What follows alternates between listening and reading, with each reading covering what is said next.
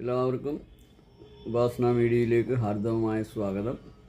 ഞാനിന്നിവിടെ ഈ എപ്പിസോഡിൽ ഋണവിമോചന നരസിംഹ സ്തോത്രമാണ്. അതായത് കടങ്ങൾ, ഋണം തീരാൻ നമുക്ക് ജപിക്കാവുന്ന ഏറ്റവും നല്ലൊരു സ്തോത്രമാണ്, നരസിംഹത്തിൻ്റെ സ്തോത്രമാണ്.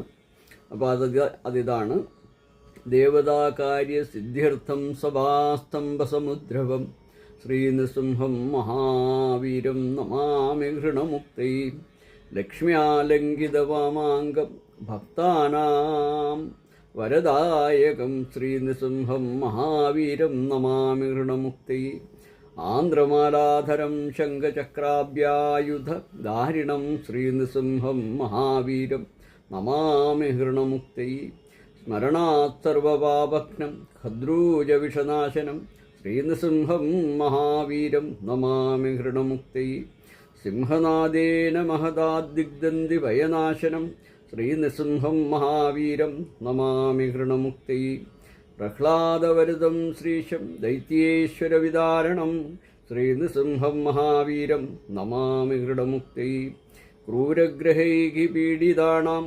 ഭക്താനാമഭയപ്രദം ശ്രീനൃസിംഹം മഹാവീരം നമാമി ഹൃണമുക്തൈ വേദവേദാന്തയജ്ഞൈക്യ ബ്രഹ്മരുദ്രാദിവന്ദിതം ശ്രീനൃസിംഹം മഹാവീരം നമാമി ഹൃണമുക്തൈ യഹിതം പഠിതേ നിത്യം ഋണമോചനസംഹിതം അൻഹൃണി ജായതേ സദ്യോ ധനം ശീഘ്രം അവാംനുയാത്.